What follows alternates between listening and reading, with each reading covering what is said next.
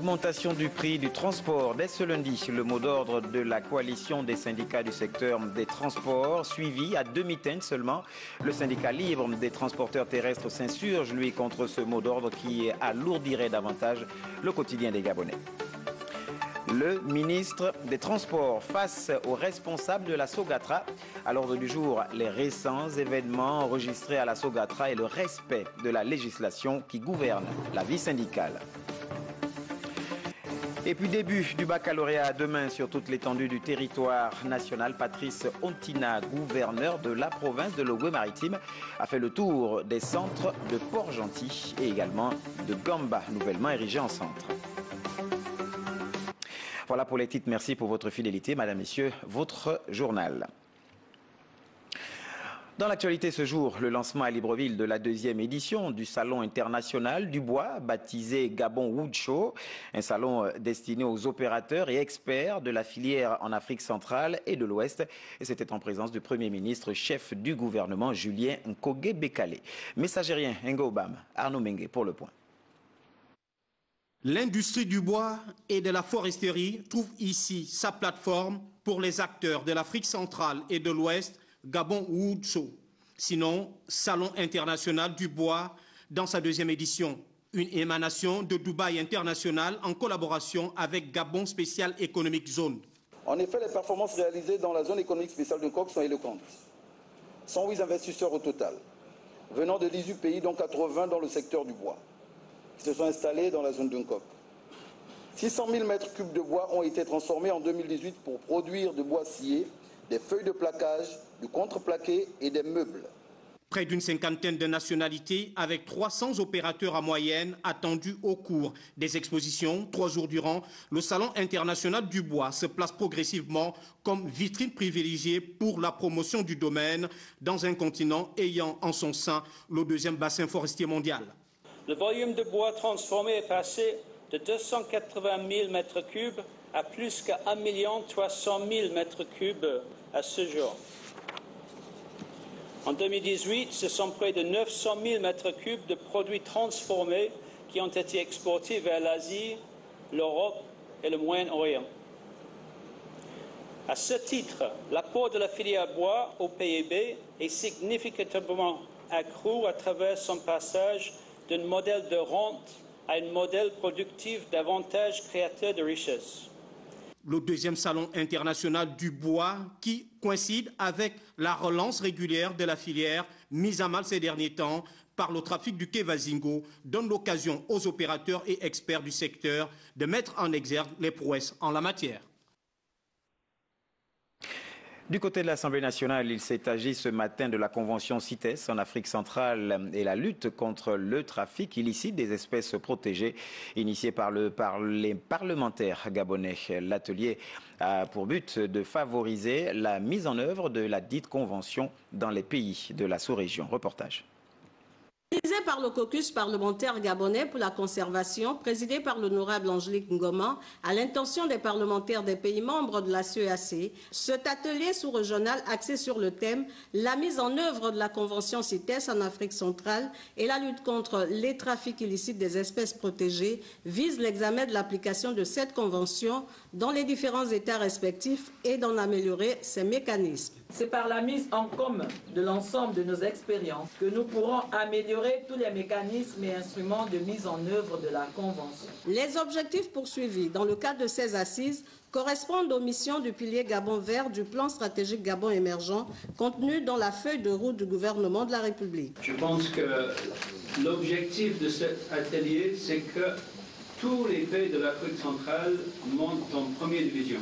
Donc le Gabon, qui est actuellement classé 2e division, on va tout faire améliorer notre score et de monter dans la première division à travers tout ce qu'on fait ici et au Sénat sur le code pénal et la révision du code forestier qui est en cours. Le 6e vice-président a rassuré l'assistance de toute la disponibilité du Parlement gabonais à accompagner les gouvernants dans la mise en place d'une législation fiable en la matière dans l'intérêt des populations.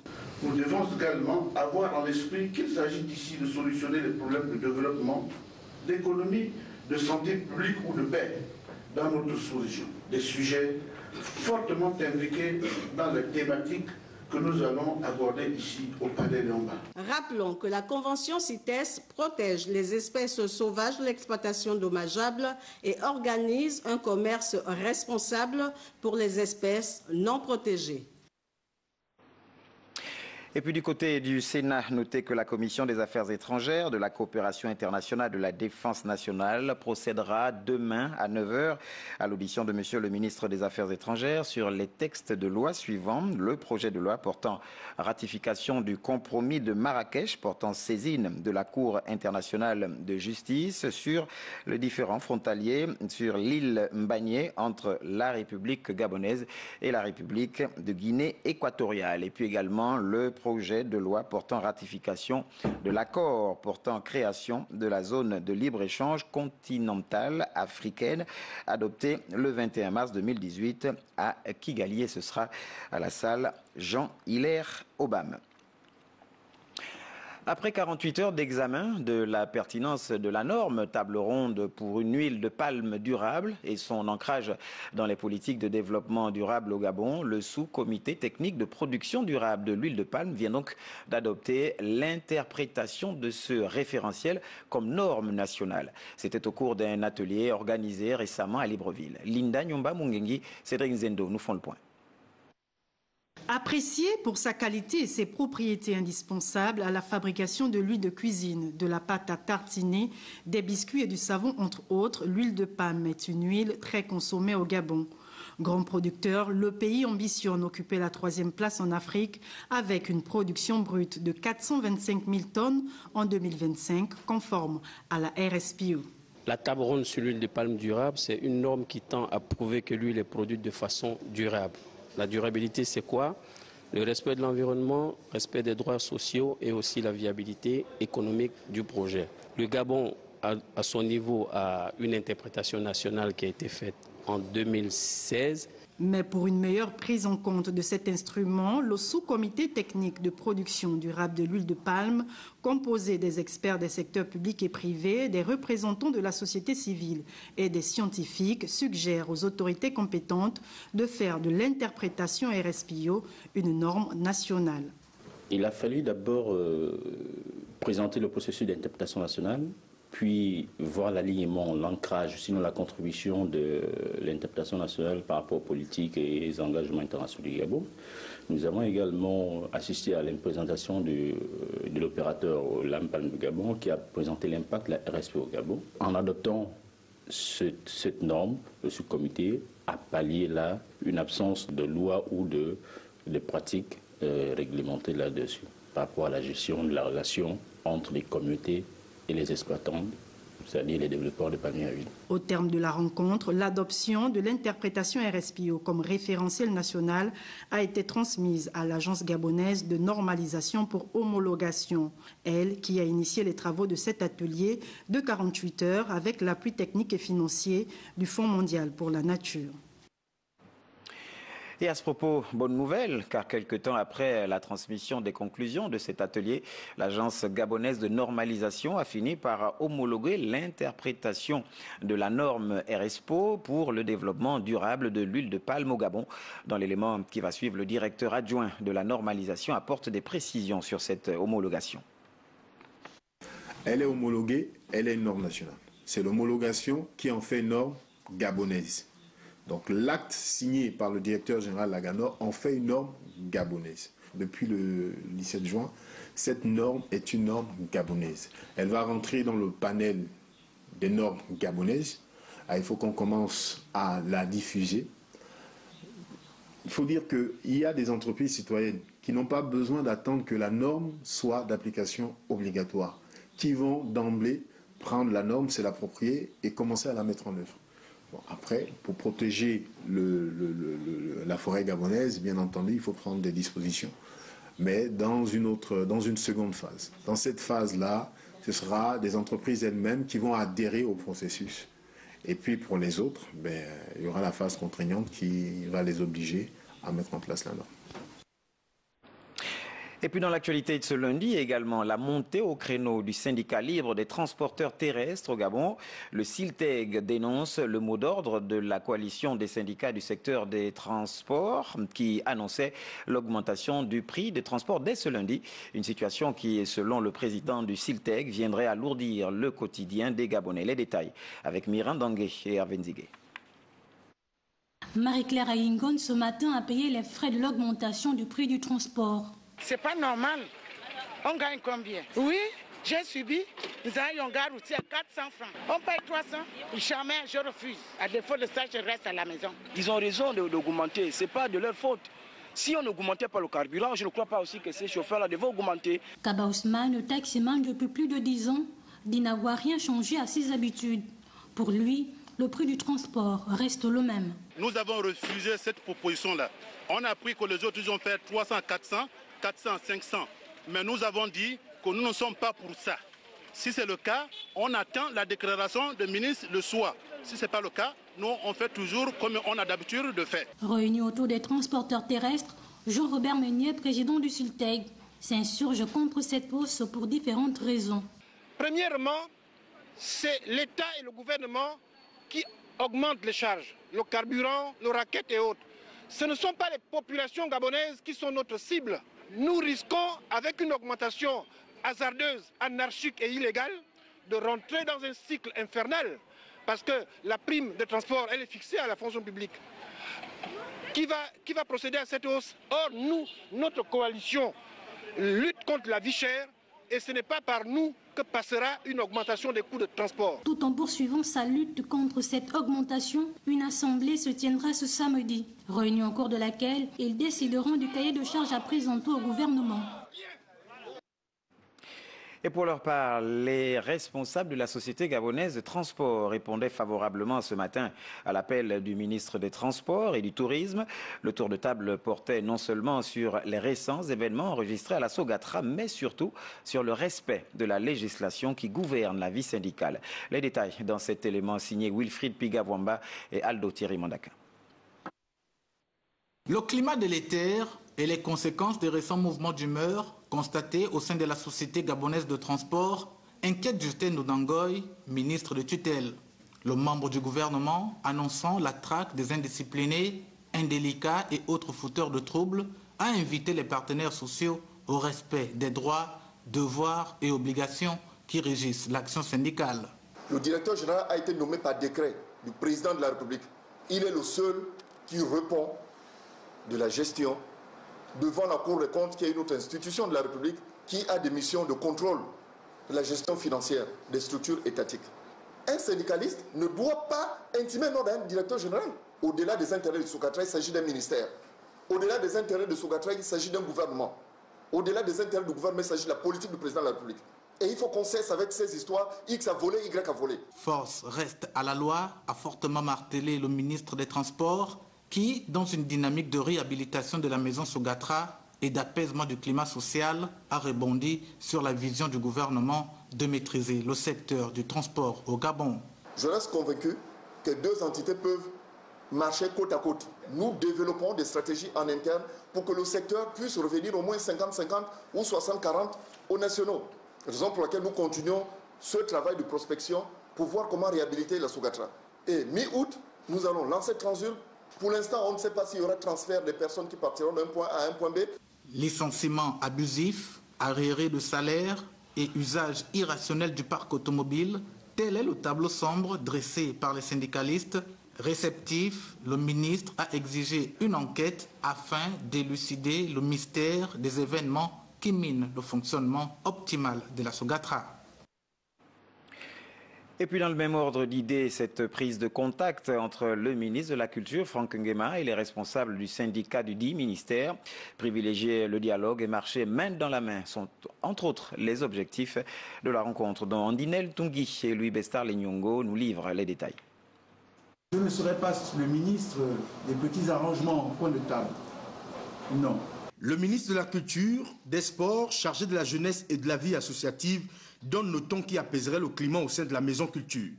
Franck Nguema va être le ministre de l'Équilibre, de la Justice sociale. Ensemble, le membre du gouvernement mis sur un management participatif. Nous avons trouvé un interlocuteur, mais l'issue favorable n'est pas encore là, parce que comme vous avez vu, c'était une prise de contact, ce n'est pas la négociation.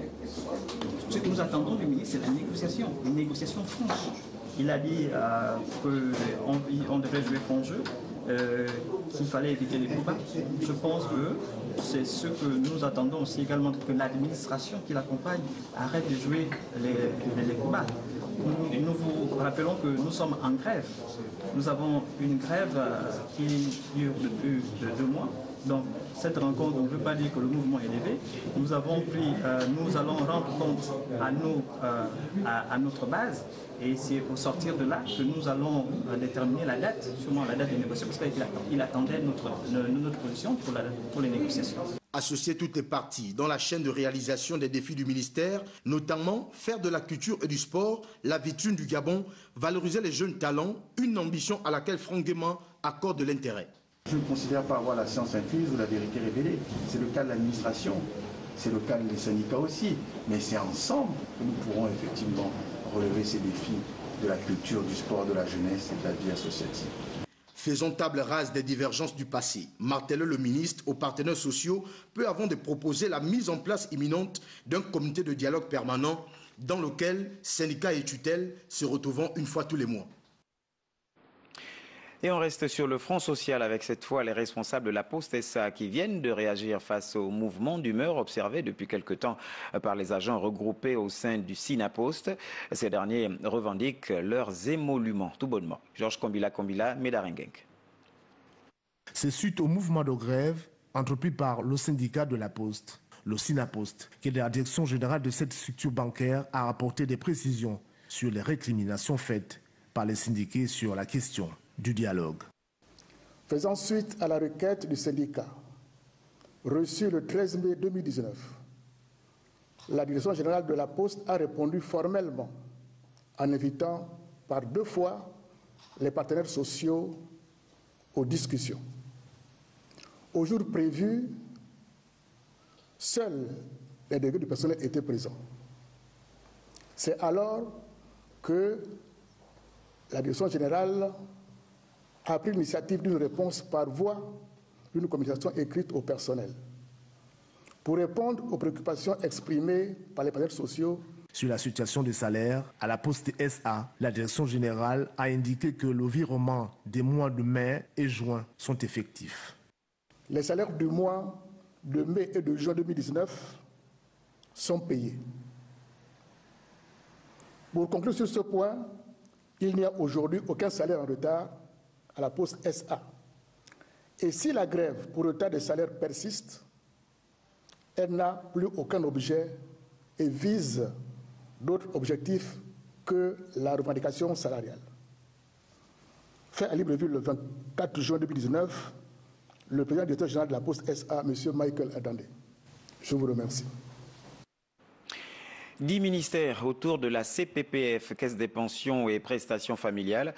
Tous se penchaient sur le projet de la simplification du circuit des dossiers de pension retraite. Un véritable casse-tête pour les fonctionnaires gabonais de la CPPF qui s'attellent donc à simplifier dans les actes ce phénomène. Jean-Raoul Mbadinga et Jean-de-Dieu Mamoudou nous font le point. La réunion à la CPPF, Caisse des pensions et des prestations familiales, se penchait sur un sujet, la simplification du circuit des dossiers de pension retraite. Cette réunion concernait 10 ministères pilotes fournissant la plus grosse main-d'œuvre à l'État et comptabilisant le plus grand nombre de départs à la retraite. Vous avez au ministère de l'Éducation nationale, qui est également parmi les 10, vous avez près de 333 départs à la retraite. Donc en fonction de cette importance, nous avons essayé de faire ce filtre-là pour pouvoir mettre en application les recommandations qui avaient été faites à son temps et de revoir ce qu'on peut appliquer. Il s'agissait donc de faire le point d'un travail débuté en 2017. Pour les départs 2015, 2016 et janvier 2017, nous n'avions que 17%, voire 18% de prise en charge au niveau de la CPPF. Nous avons en moyenne 1500 à 2000 départs à la retraite gérés par la fonction publique. Et si vous prenez 18%, c'est à peu près 400 à 500 dossiers de retraite effectifs, alors que nous attendions à peu près pour cette période, sur ces années 2015, 2016, 2017, nous attendions à peu près 4000, 5000 dossiers. À la CPPF, c'est un grand travail de réforme retraite qui est mené par une administration tournée vers l'avenir du fonctionnaire gabonais. Dans l'actualité également, on parle de ce conseil d'administration SNI-SNLS. Les responsables des deux entités étaient en conclave. Plusieurs questions d'intérêt commun ont ponctué la rencontre, notamment le niveau de l'avancement du dossier fusion-absorption SNI-SNLS décidé par les pouvoirs publics. C'était Violane Musui, Richard Moubiwa. Le 16 novembre 2018, le Conseil des ministres au jour décidait de la fusion-absorption SNI-SNLS. Une décision qui fait appel à la mise en place d'un dispositif particulier permettant l'effectivité de la mesure. Plusieurs travaux en commission pour aboutir à ce conseil d'administration.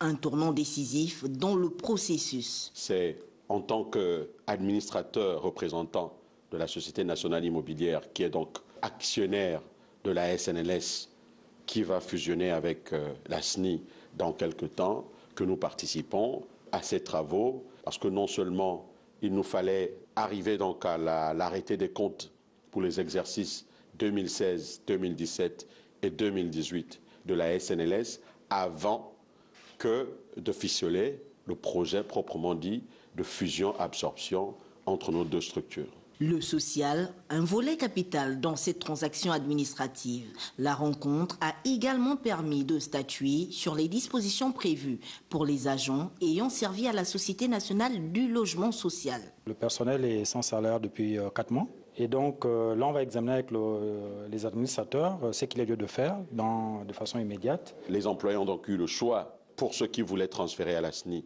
de transférer à la SNI, et pour d'autres, de faire un départ négocié. Et pour cela, nous avons proposé un exit package, donc un ensemble de dispositions que nous avons bien voulu prendre pour leur permettre de ne pas souffrir de l'arrêt de leur activité professionnelle. L'aboutissement du processus absorption-fusion SNI-SNLS s'impose dès lors comme un impératif, car il permettrait de dynamiser davantage ce secteur, point important de la politique du chef de l'État, Ali Bongo Ondimba. Et puis demain, sur toute l'étendue du territoire national, le baccalauréat session 2018-2019 est officiellement lancé. À quelques heures de cet examen, eh bien, le gouverneur de la province de Logoué-Maritime vient de visiter les différents centres d'examen. Il était également à Gamba, nouvellement érigé en centre. Constatez donc la préparation de cet examen. Reportage. À quelques heures du lancement des épreuves écrites du baccalauréat session 2019, le gouverneur de la province de Logoué-Maritime est allé se rendre compte des conditions d'organisation de cet examen dans les deux centres du lycée Joseph Ambouré-Avaro et lycée Turiaf Bandanza. Dans chaque centre, il y a un secrétariat. Il était donc important que je vienne voir les conditions dans lesquelles ces secrétariats sont installés. Je me réjouis d'avoir constaté que se déroule normalement. Et les responsables de ces différents secrétariats m'ont rassuré que tout est fait prêt pour que les épreuves commencent demain. Vous voyez juste derrière moi, les listes des différents candidats sont affichées. Pour ce qui est des candidats de Gamba, un centre a été ouvert dans le chef-lieu du département de Nougou sur décision du ministère de l'Éducation nationale.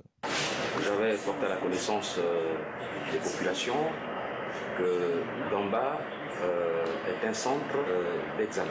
C'est une grande première et tout se déroule normalement pour que les épreuves commencent également demain à Gamba. Les épreuves sont donc supervisées par le secrétaire général adjoint du ministère de l'Éducation nationale. Tout semble donc être prêt pour que le baccalauréat 2019 se déroule en toute sérénité dans le Logoué-Maritime comme lors des sessions précédentes. À OIM, le haut débit sera bientôt disponible dans les administrations et foyers du Wolontem. Le projet relatif vient d'être présenté aux responsables municipaux de la commune. Reportage. C'est à la faveur d'une importante séance de travail à l'hôtel de ville d'OIM que ce projet a été présenté aux autorités politico-administratives en poste dans le septentrion. La fibre optique, c'est tout simplement un tuyau, d'accord? C'est un tuyau qui permet, bien du moins, je peux dire un tuyau, bien un câble, qui permet de transformer les informations numériques, d'accord? Donc, ce tuyau a la particularité de pouvoir transporter un maximum d'informations à un prix extrêmement réduit. Donc c'est le tuyau aujourd'hui le plus utilisé à travers le monde, qui est une révolution en termes de communication. Lorsque nous venons ici pour pouvoir déployer cette fibre optique, l'objectif c'est justement de désenclaver les villes de l'intérieur du pays. Lorsque vous avez par exemple la fibre optique qui arrive jusqu'à OIM, quels sont les avantages? Les avantages sont multiples. En ayant le haut débit ici à OIM, vous allez par exemple du monde dans le Wellington, vous allez avoir toutes les administrations qui se trouvent ici en province, qui pourront être connectées avec leur centrale à Libreville et donc échanger de manière fluide, permanente, toutes les informations nécessaires. Un haut débit plus rapide avec un transport de grande quantité de données numériques. Les élèves, opérateurs économiques, les demandeurs lointains des extraits de casier judiciaire peuvent déjà se frotter les mains. Allez, allons à Tchibanga à présent, dans la province de la Nyanga, où le ministre d'État, Edgar Anissé Mbumbu Miakou, était à l'initiative de l'organisation de plusieurs manifestations au bénéfice des femmes de la localité. Les détails avec Gildas Biviga. Organisée sous le haut patronage du ministre d'État en charge de la justice, Edgar Anissé Mbumbu Miakou, la fête des mères célébrant en différé à Tchibanga a été marquée dans un premier temps par cette conférence débat sur les droits de la femme. Les femmes doivent retenir beaucoup de choses concernant leurs droits, surtout concernant leurs droits. Parce que, comme disent les religieux, mon peuple périt par faute de connaissance. Les mamans de la commune de Tchibanga se sont retrouvées au marché municipal de la ville de Tchibanga pour une journée citoyenne dont le but était de lutter contre l'insalubrité. Notre frère, grand frère aîné, Anissé, a demandé que les femmes de Tchibanga fassent de cette saison une ville propre. Et c'est sur cette instruction que nous sommes sur le terrain pour rendre Tchibanga propre. Premièrement, d'abord notre marché, parce que c'est à partir du marché où nous avons besoin de cette propriété. Un moment particulier qui met en valeur la femme gabonaise, d'où cette marche pacifique qui prouve à suffisance que la femme occupe une place importante dans notre société. Nous avons pensé qu'après le nettoyage, nous devons marcher pour également montrer que les femmes de Tchibanga ne sont pas en reste de la journée de la fête des mères en différé.